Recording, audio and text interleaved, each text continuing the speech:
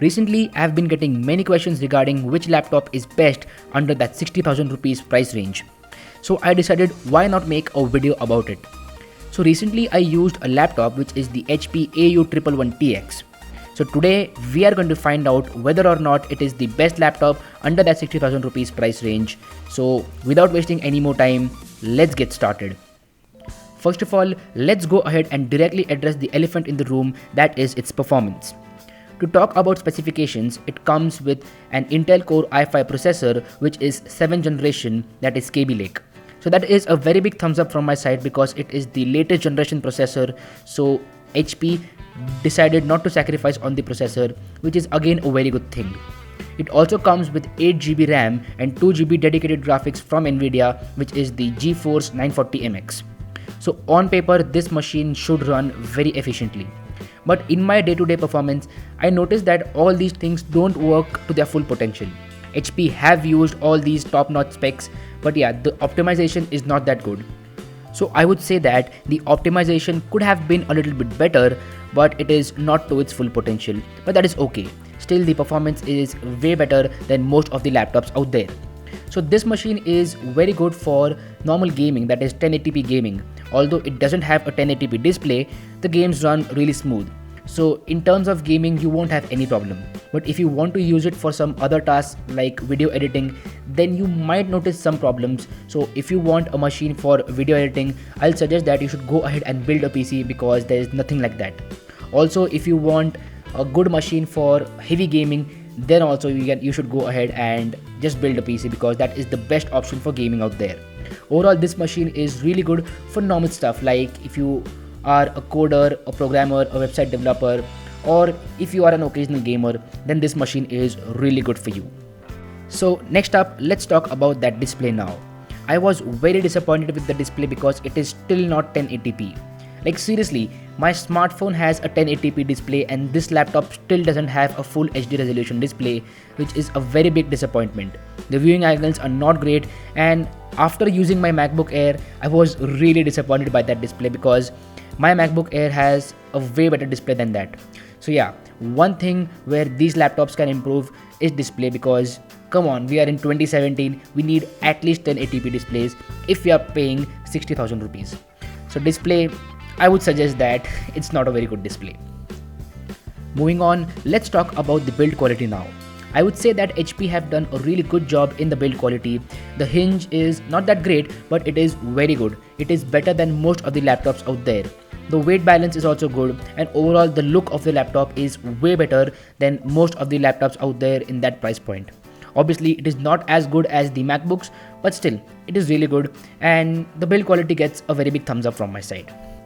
Talking about the input-output ports on this laptop, on the right we have the power connector, Ethernet port, along with a HDMI port, that is full-size HDMI, a USB 3.0 port, a microphone, and an SD card slot. On the left, it has another USB 3.0 port along with a USB 2.0 port with the headphone jack and a CD/DVD drive. So you are not compromising with the input-output ports, which is a very good thing because most of the laptops in 2017 are ditching all the ports and they're going with USB Type-C. But yeah, HP decided to stick with all the traditional ports, which is a very good thing in my opinion because the transition period is going on, but we are not quite there yet. So yeah, you're not sacrificing on input-output ports, which is a good thing in my opinion. Let's talk about that keyboard now. I really love this keyboard because it has a very good travel to it and the keys are very tactile. It is also backlit, so you don't need to worry about working in the dark. So if you are working in the dark, the keyboard is backlit. That means you can work in the dark very easily. Also, the trackpad is really great. It is not made out of glass, but still I love the trackpad because it is very smooth, and HP always have been very good in making trackpads. So overall, the keyboard, the trackpad, the build quality, everything gets a huge thumbs up from my side. Now let's talk about another important aspect, which is battery life. So when you have all those top-notch specs, you expect that the battery life would be lesser, but this is not the case with the HP AU111TX. The battery life in fact is very great and it won't disappoint you at all.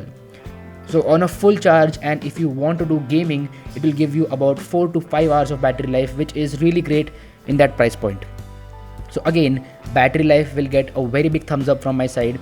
HP haven't compromised on the battery life, which is a very good thing in my opinion. Next up, let's talk about the hard disk. So this one comes with a 1 TB hard disk and not an SSD, but still the speeds are really great. As you can see, I am copying a 1.3 GB file from my external hard drive to this computer and it takes only 5 to 6 seconds, which is very good. So it is not as fast as an SSD, but still it gets the job done pretty well. And at that price point, you won't get an SSD in these laptops.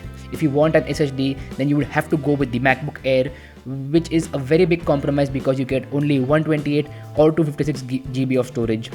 So yeah, at that price point, you cannot expect much. You have to stick with the hard drive, that is a traditional hard drive.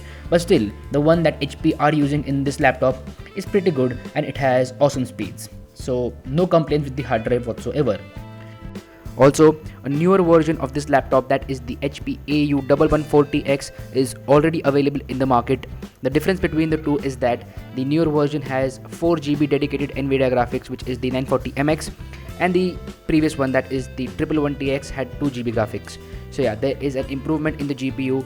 So if you want to check out that laptop, I'll have a link down in the description box below, which will take you over there. So if you're considering buying this laptop, then you might want to check out the newer version, which is available out there.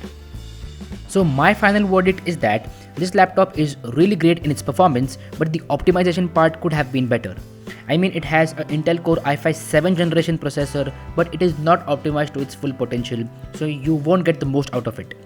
So if you're okay with normal gaming and normal usage with this laptop, then you can definitely go ahead and buy it because it won't disappoint you at all for normal usage. But if you are a heavy gamer, then I would suggest that you should go ahead and build a PC because there is nothing like that. So as I said again, normal usage, this laptop is great, but if you want heavy gaming, then you should go ahead and build a PC at that price point because that would be much better. So that's it guys, this was my very quick review on the HP AU111TX. Do let me know how you feel about this in the comments down below. If you have any questions regarding this laptop, then you can hit me up on Facebook, Instagram, Twitter. I'll be happy to help you. Also, if you have any other questions, you can follow me over there, so I'll be happy to help. All the links regarding this laptop will be available in the description box below, so if you want it, you can go ahead and check it out. My name is Harsh Punjabi and I'll see you guys in the next one.